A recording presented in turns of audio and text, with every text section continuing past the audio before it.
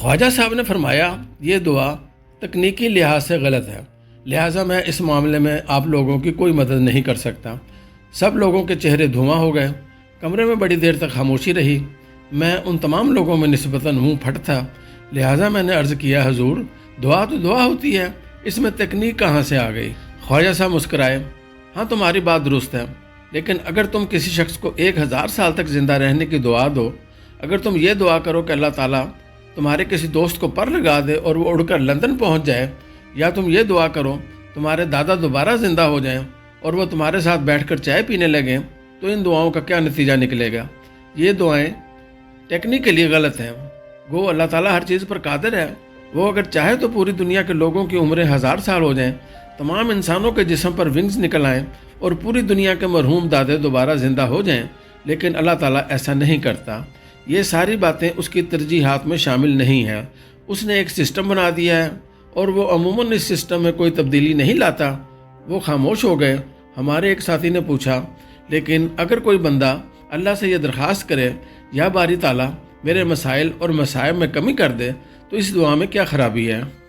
یہ دعا تکنیکی لحاظ سے کیسے غلط ہو گئی؟ خواجہ صاحب مسکرائے، آپ کے دوست نے فرمایا تھا کہ آپ میرے مسائل اور مصائب کے خاتمے کے لیے دعا کریں، جبکہ میں نے عرض کیا یہ خواہش مکینیکلی غلط ہے۔ میں نے یہ دعویٰ نبی رسالت کی حیات طیبہ کی بنیاد پر ہی کیا تھا۔ حضور کا فرمان ہے دنیا مصائب کا گھر ہے۔ اب تم خود بتاؤ، اگر یہ دنیا مصائب کا گھر ہے تو کیا اس دنیا میں رہ کر مصائب سے چھٹکارا ممکن ہے؟ نہیں ممکن۔ لہٰذا ہم اگر مسائل اور مصائب سے چھٹکارے کی دعا کریں گے تو وہ سیدھی سادھی موت کی دعا ہوگی۔ وہ خاموش ہو گئے، ہم سب پریشان ہو گئے۔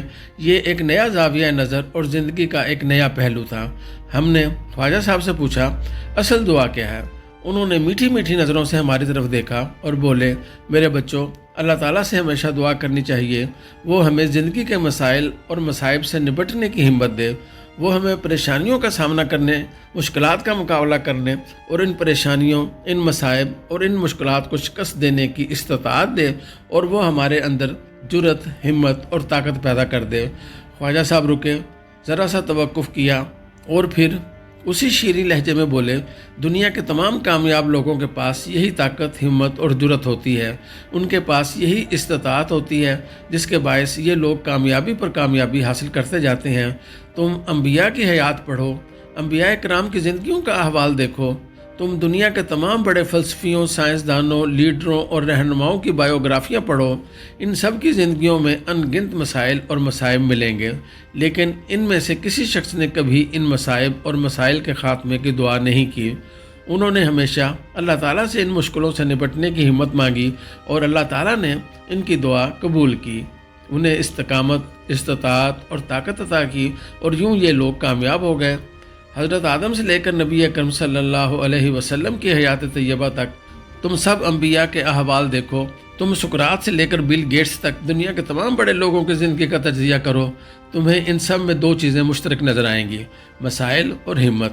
یہ لوگ مسائل کے سامنے ڈٹے رہے، انہیں ان کے گھر والوں نے فراموش کر دیا، انہیں ان کے قبیلے نے دھکے دیے، انہیں ان کی قوم نے نکال دیا، یہ بھی مکہ کے ریگزاروں میں مارے مارے پھرتے رہے، اور کبھی شیب ابی طالب میں خشک چمڑا ابال کر کھاتے رہے۔ ان میں بے شمار لوگوں کو زمین کی گولائی ماپنے کے جرم میں سزا دی گئی، لوگوں نے مکے مار کر ان کے کان پھاڑ دیے، ان سے ان کے بچے چھین لیے گئے، یہ لوگ کوڑی بن کر غلاظت میں پڑے رہے، یہ لوگ 40 برس تک مچھلی کے پیٹ میں رہے، یہی لوگ بازاروں میں سود کی اٹی کے عوض بکے، انہیں بولنے کے جرم میں قید خانوں میں ڈالا گیا، انہیں زہر کے پیالے پینے پر مجبور کیا گیا، انہیں دھوپ میں کھڑا کر کے کوڑے مارے گئے اور ان کی کھالیں کھینچی گئیں، لیکن ان لوگوں نے پسپائی اختیار نہ کی۔ یہ لوگ مسائل، مشکلات اور مصائب سے نہ گھبرائے، یہ لوگ ڈٹے رہے، لہٰذا آخری فتح انہی کے حصے میں آئی۔ یہی وہ لوگ تھے جو کامیاب ٹھہرے۔ وہ خاموش ہو گئے، ہم سب حیرت اور سرشاری کے عالم میں ان کا چہرہ دیکھتے رہے۔ انہوں نے آنکھیں بند کیں، ذرا دیر رکے اور پھر دوبارہ بولے، مجھے یہ نکتہ ایک امریکی دانشور جیم رون نے سمجھایا تھا۔ جیم رون امریکہ میں کامیابی پر لیکچر دیتا ہے، وہ لوگوں کو بتاتا ہے آپ لوگ کامیاب کیسے ہو سکتے ہیں، آپ لوگ خوشی تک کیسے پہنچ سکتے ہیں، اور آپ لوگ ایک پرمسرت اور مطمئن زندگی کیسے گزار سکتے ہیں۔ مجھے جیم رون کی ایک CD سننے کا اتفاق ہوا تھا، یہ کامیابی پر اس کا ایک لیکچر تھا۔ اس لیکچر کے دوران اس بدبخت نے ایک ایسا فکرہ کہہ دیا جس نے میری زندگی کا نقطہ نظر ہی تبدیل کر دیا، جس نے مجھے دنیا کے تمام بڑے لوگوں کی کامیابی کا اصل گر سمجھا دیا۔ میں چاہتا ہوں آپ سب لوگ یہ فکرہ لکھ کر اپنی میز پر لگا لو۔ اس نے کہا تھا، do not wish for less problem, always wish for more skills. وہ رکے اور مسکرا کر بولے، اگر تم لوگ کامیاب ہونا چاہتے ہو تو اس فکرے کو اپنا پیر مان لو، اسے اپنا رہنما بنا لو، تم زندگی میں کبھی ناکام نہیں ہوگے۔ حضرت ابو ہریرہ رضی اللہ عنہ سے منقول ہے کہ بے شک رسول اللہ صلی اللہ علیہ وسلم نے فرمایا، تم میں سے ہر ایک کی دعا قبول ہو جاتی ہے جب تک وہ جلد بازی نہ کرے، اور جلد بازی کا مطلب یہ ہے کہ وہ کہتا ہے کہ میں نے اپنے رب سے دعا مانگی لیکن میری دعا قبول نہیں ہوئی۔